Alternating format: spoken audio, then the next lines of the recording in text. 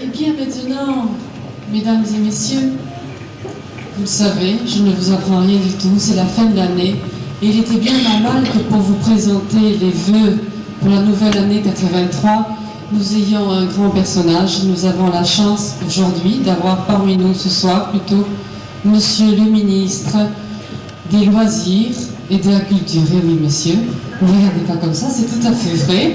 Il est là, il est en coulisses, pourtant il est habitué au spectacle, il est habitué aux scènes, il est habitué à avoir beaucoup de monde. Et il est en coulisses, il est mort au trac. Alors je vous demande de l'applaudir très très fort pendant que moi je vais aller chercher en coulisses. Mais je pense, est-ce que monsieur le ministre est arrivé? Oui, il est arrivé. Alors je pense que je vais aller le chercher, il est là. Je vais lui mettre le pied de micro d'abord.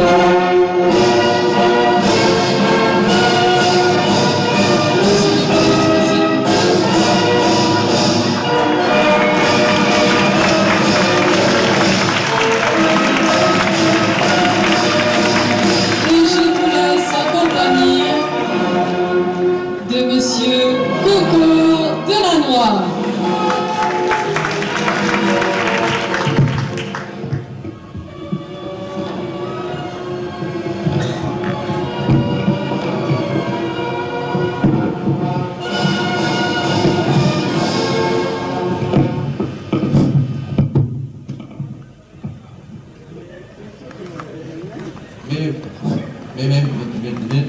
Mesdames, mesdemoiselles, messieurs,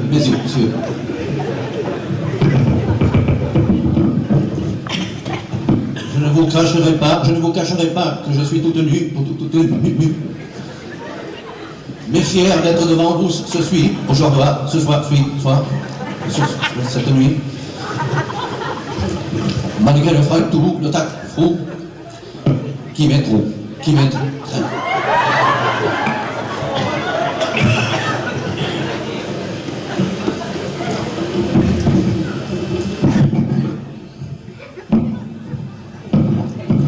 Et vous, mesdames, quand je vous vois dans cette enceinte où vous êtes toutes venues là, excusez-moi, je suis tout ton cul.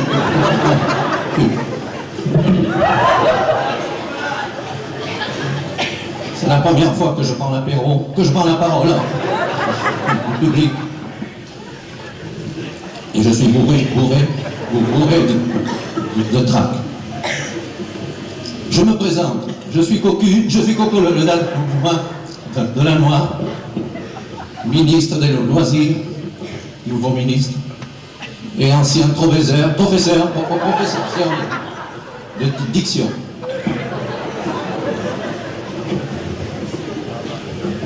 Aussi, j'étais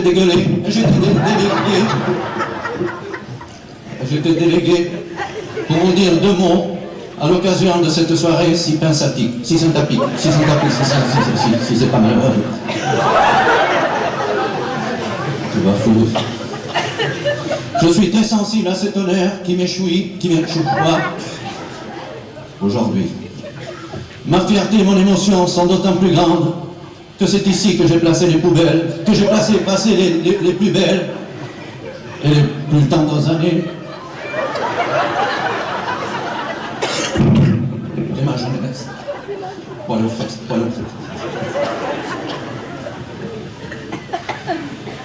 Oui, virgule. C'est à jeun que j'ai vu le jour, la nuit de la Saint-Ignace. Patron des chevelus, Saint-Ignace. Jeu de mots, dirait Maître Capello. C'est également ici que j'ai eu le premier prix du pruneau, le premier prix du plumon, du plus beau nourrisson. Je me souviens de l'époque heureuse où je jouais à chat perché,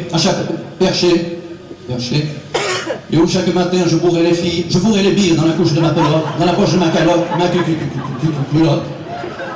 avant de partir à l'école. Après avoir pissé un coup dans ma tirelire, piqué un sou.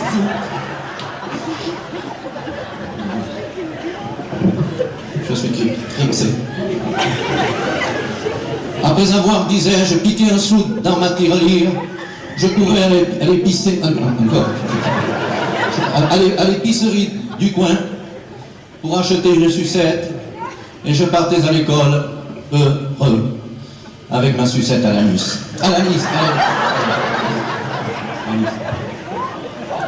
Dès que ma maîtresse ouvrait la porte, je me précipitais vite au vent le plus proche de son bureau pour mieux l'entendre, car je n'avais pas l'ouïe très fine. J'étais même sourd comme une taupe, comme une carpe. Mais j'étais un sourd doué. Bon. À 10 ans, je n'étais pas plus sourd qu'un autre, et j'étais déjà si grand que quand j'étais debout, mes pieds ne touchaient pas terre. Je me souviens aussi des joyeuses parties de lèche à la pigne, de pêche à la ligne, où la gaule à la main, je traversais les buissons les plus foutus, les plus touffus, avant de plonger mon asticot frétillant dans les ruisseaux coulants sous l'ombre blanche. Ouais. À 20 ans, la nature m'avait doté d'un physique de jeune prunier. Pommier. Je suis pommier. On m'appelait le beau coco. Le roi des pinèdes. Malgré mon nez légèrement fort. Ouais, vous n'êtes pas remarqué, ça se voit de Fropine.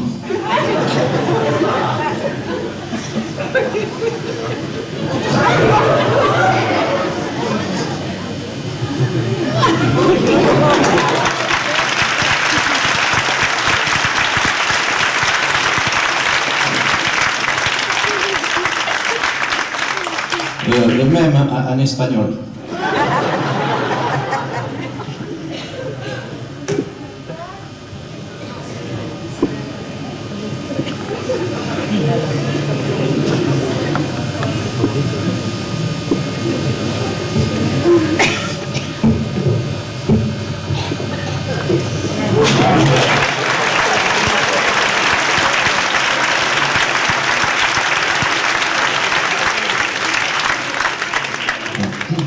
Je ne savais pas s'il fallait 2 N ou 3.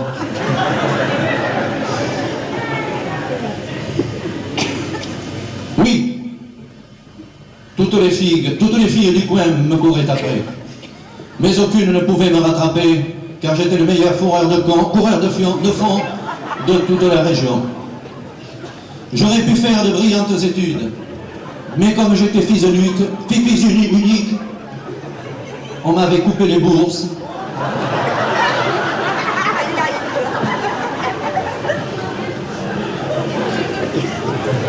Et je n'avais plus les moyens. Les moyens. J'ai essayé alors plusieurs métiers. J'ai été même mannequin pour une collection de mode de capotes. Non, madame. Française et militaire. Qu'allez-vous donc imaginer? Et finalement, j'ai tanché ma tante, j'ai chanté ma tante, j'ai tenté ma chance dans le musical, encore en mot espagnol. Et là, je suis monté trop tôt sur les tétards, trop tard sur les tréteaux. Mais je n'avais que l'embarras du chat, que la mâchoire du rat, que la mâchoire du poids. Et comme j'avais beaucoup d'aisance pour le maniement de la langue française, j'ai pu enfin réaliser ce projet tant conçu, être professeur de diction. Et maintenant, ministre, ce qui me vaut l'honneur d'être en ce moment debout devant vous, en tant qu'orateur, loin à la pine, loin à la ligne.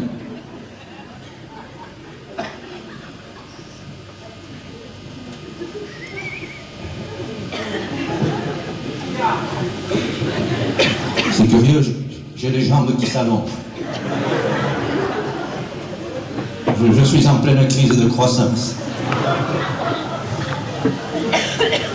Malgré les oignons, malgré l'émotion qui me ralapise, qui me paralyse, je n'aurai ni sein ni fesses, ni fin ni cesse, avant d'avoir achevé mon discours.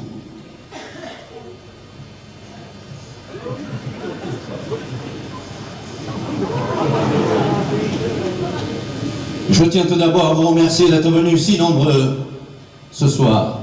Certains sont venus de loin. J'en vois même de Tâteletouille. De toutes les têtes. Allez. Mais vous êtes tous gâteux, gâtés par la qualité du spectacle. J'associe aussi à ces merci les organisateurs, les artistes, les danseuses, les garagistes, les éclairagistes, sans oublier le sonorisateur. Ils sont tous participé pleinement. Excusez-moi, je suis désossé, désolé et confit. Je suis un hyper-étonif. Olimer est topif. Olimer il perd tous ses moyens, celui que dans mon cas. Cette émotivité a d'ailleurs fait rater mes noces. Elle s'appelait Lopette. Paulette. Elle était de l'Escarpolette, c'est à côté de Pau. C'était une ancienne patineuse. Une sacrée championne. D'ailleurs, elle était très occupe dans les milieux sportifs. Très connue dans les milieux sportifs.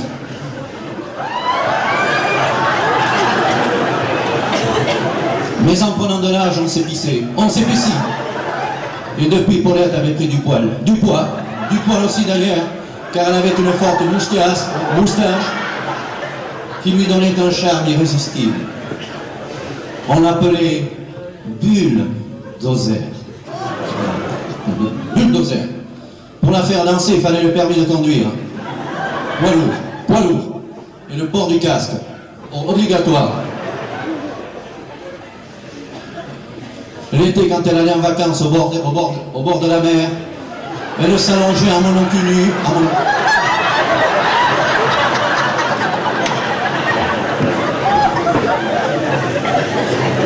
Elle s'allongeait en monocule et elle crevait tous les matelas pneumatiques. Quand elle traversait la rue, les automobilistes hésitaient à la contourner, de peur de tomber en panne d'essence. C'est comme ça que je les aime, les femmes. Quand elles sont trop sauteuses, trop pousseuses, chaque fois qu'elles avalent un noyau de fraise ou de cerise, je crois qu'elles sont enceintes de 10 mois. Mais ce que j'aimais le mieux chez Paulette, c'était un encul culinaire. Une maîtresse queue. Il fallait la voir quand elle vous prenait la queue de la poêle, pour faire crotter les cèpes, sauter les crêpes. Ah,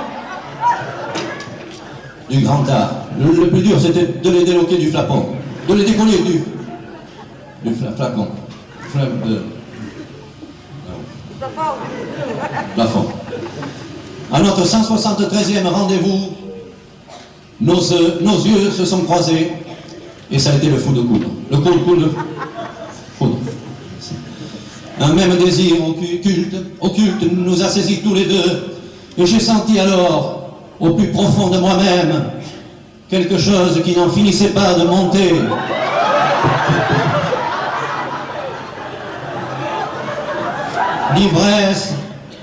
L'ivresse d'un bonheur futur.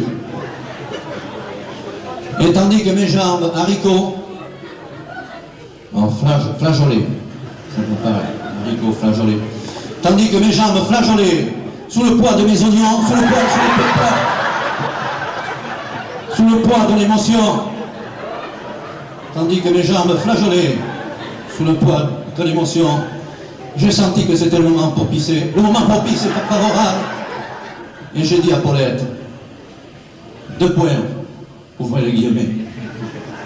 Parlons sans baiser, sans biaiser. Allons droit aux fesses, allons droit aux frettes. Confie-toi, moi je veux te faire un aveu. Je veux t'épouser, Paulette. Tu auras le radis le plus mou, le mari le plus doux.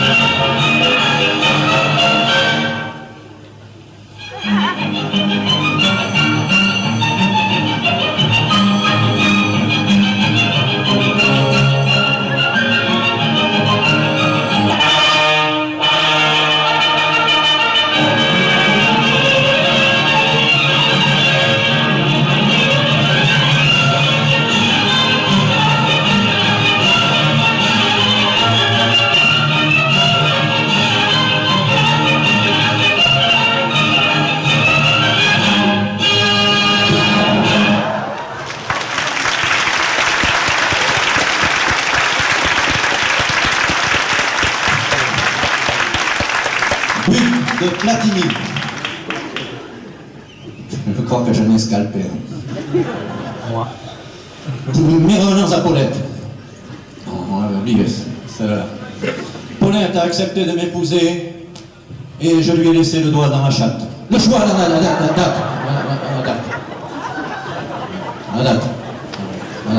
date.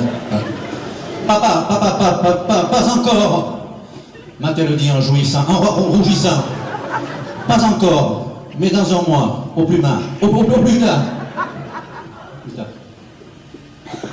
Le jour de nos noces, quand à la porte de l'église, dans sa belle robe blanche, je l'ai vue en pétrolette, je l'ai vue entrer, Paulette, peinte en négresse, pleine d'allégresse, avec un sourire large comme ses fesses. C'est pour la rime, c'est pour la poésie. Je l'ai trouvé adorable avec son gros nichon dressé sur sa tête, son gros chignon dressé sur sa tête. Je me suis trompé. Mais tout le monde peut se tromper. Comme disait un hérisson en redescendant d'une brosse à habits.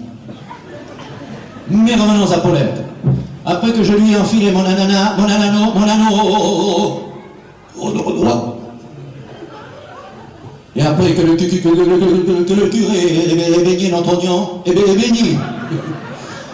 béni notre oignon, j'ai vu Paulette roussir, sourire. Mais au lieu de lui dire « J'aime ta face gracieuse et ton minois potelé », je lui ai dit « J'aime ta face graisseuse et ton minou tout pelé ».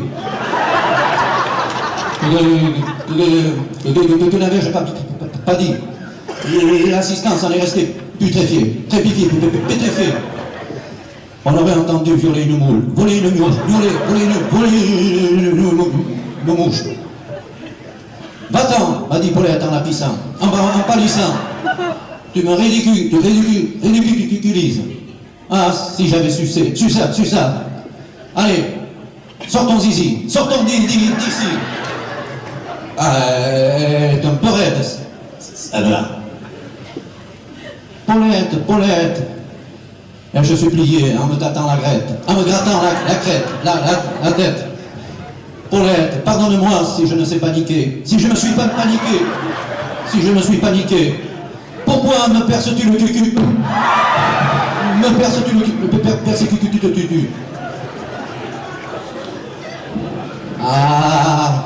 Alors là, elle a cousu le cul, elle a cousu le cou. Et en moins de temps qu'il n'en faut à Yulbrunner pour se faire l'arrêt au milieu, elle m'a chassé. Oui, elle m'a fait salopette. Elle m'a fait ça, Paulette.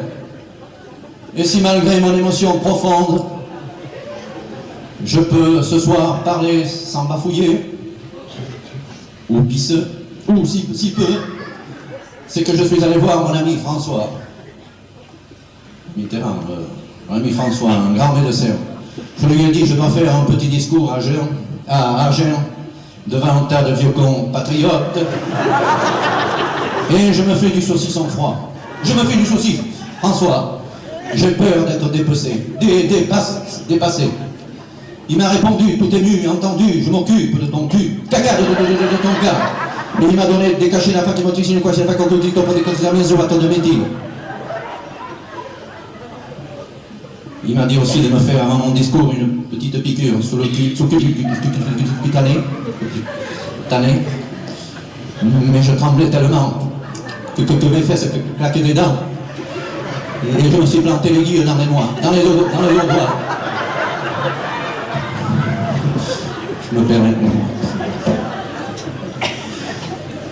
Mais je crois que je m'égare. Chers amis, pour terminer, je veux vous crier de mon air le plus con, vaincu, et d'une voix si vibrante que j'en ai la paire de choule, la chair de moule, de poule, Cette seule phrase qui conclut mon discours. Joyeux Noël. C'est pas ça, c'est passé. Bonne année à tous. Oui, je souhaite que cette année 1983 soit encore meilleure que l'année dernière, que l'année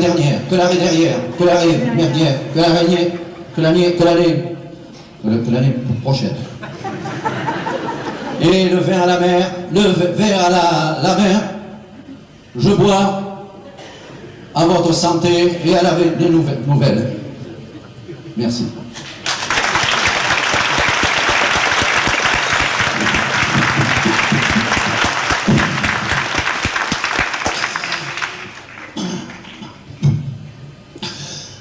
Ça remonte. C'est curieux, c'est quand ça descend que ça remonte. Mais je crois que j'empiète. Je crois que j'empiète sur le temps qui m'était imparti. Pardonnez-moi donc si j'ai trop les pétons, si j'ai trop pété long. J'irais beaucoup plus vite si j'avais une élocution plus facile.